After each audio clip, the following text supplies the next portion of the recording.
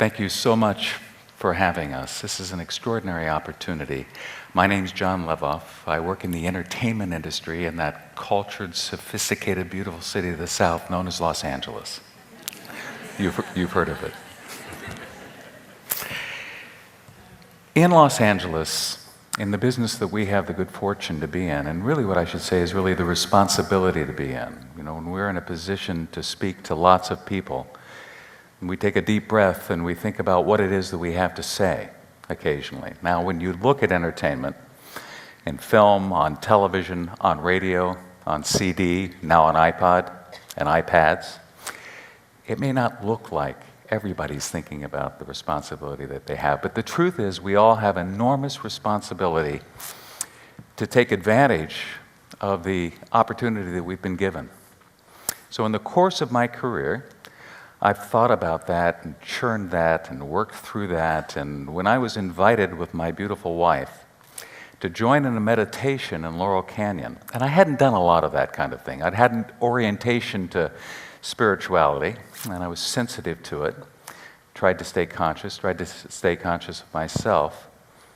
When we were invited to a meditative experience at a friend's house, a couple of Aussie directors and producers in Laurel Canyon, we took advantage of the opportunity, and we went up and we met a teacher, an extraordinary woman from England, formerly at the BBC, who went through a life-changing accident, auto accident in her case, and she learned this meditation called Raja Yoga meditation. I'd never heard of any of this before. It was open eye meditation. Incredibly difficult, I thought. Open eye meditation is hard enough to close the eyes and to be quiet and to be centered, but to have the eyes open. And she explained that the reason was that you could focus and get into a meditative place, and that there's real lasting purpose in that, because that's where we want to be 24/7 in our lives. That's where we want to be in our work. That's where we want to be in our personal lives. Made really perfect, strong sense to me. It was extraordinary. And we sat and we worked with this meditation, and I thought, wow, that was really amazing. And as we were leaving, she said, "You should come to India." India was not on my list. I've been well-traveled, but I hadn't gone to India, and I hadn't really even considered going to India.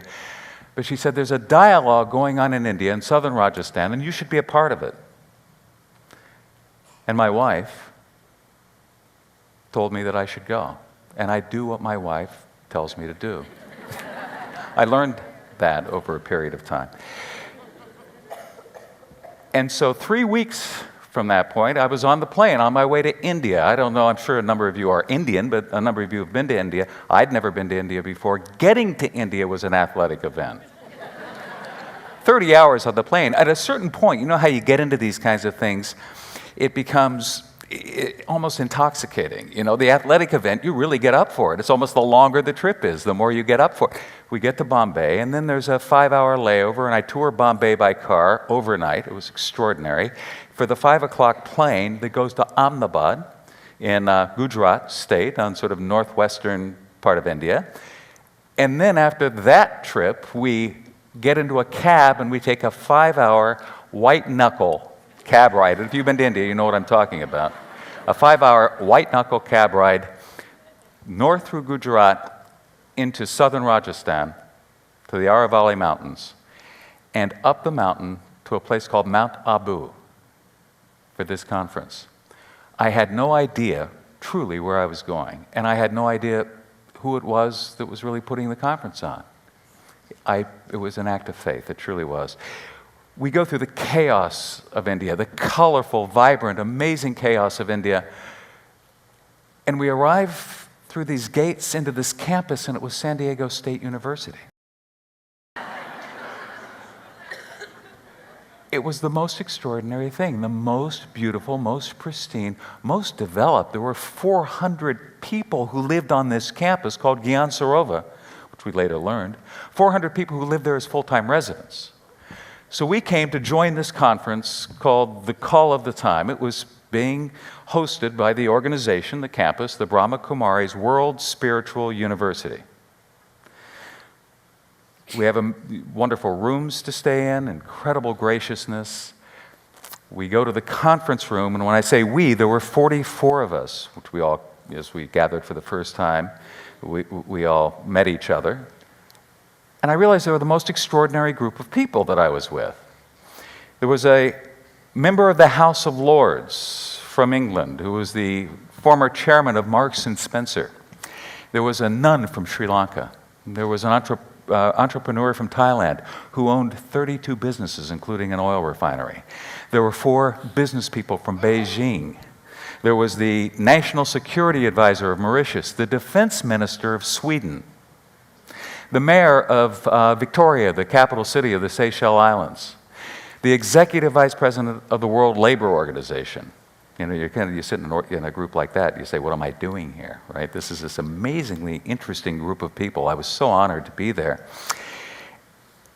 And the conversation that went on for 5 days was about getting internal and learning about soul consciousness.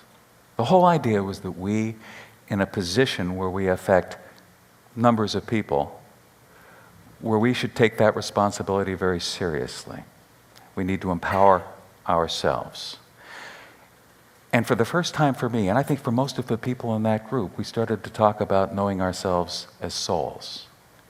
Separate from our bodies, which are our means of conveyance and our means of expression, but who is the essential we? Who is it when we all go into a funeral, and you've seen open caskets, and you see a body, and you say, but that isn't Uncle John. Who is Uncle John? The BKs, as we learned in this meeting, visualize the soul as that brilliant point of light that sits where the third eye sits. That's the essence of who we are.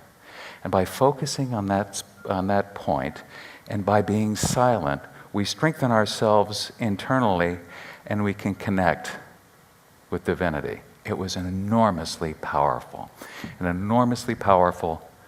5 days that was, I think, transformational for all of us, really inspired us. We looked at each other as all this is going on. By the way, I should tell you that the meeting was conducted by the now 95-year-old administrative head of the organization, Daddy Janki, Daddy, senior sister in Hindi, Daddy Janki, and sitting at her right hand was Sister Janti, the beauty of Sister Janti that you heard earlier. It was absolutely extraordinary. We looked at each other, and sort of in our breaks, we all said, who are these people?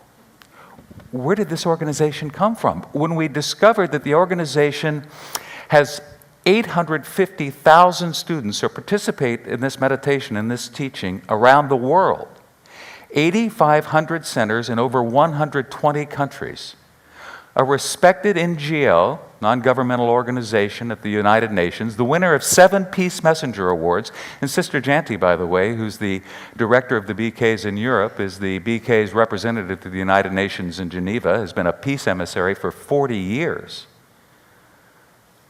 We all thought to ourselves, how have we never heard of these people? Then we discover that the campus that we were on, the 400 residents, Gyan Sarova, is one of 3 campuses in that area. There was another campus 10 minutes away by bus. They go back and forth, which is the original campus, Madhaban.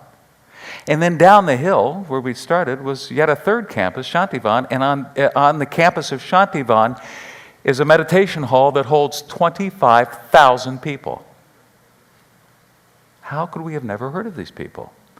Well, there's a very simple reason why, and it all made it so powerful. They don't solicit funding, and they don't promote themselves. It is pure integrity and power. I think we're so fortunate to have this organization on this planet. We're very inspired by it. I think everybody in that room was. The Call of the Time dialogues continue. And we came down the hill 5 days later, truly changed. It's an amazing organization. So I'm very happy to be here tonight, and I congratulate all of you to be here tonight too, because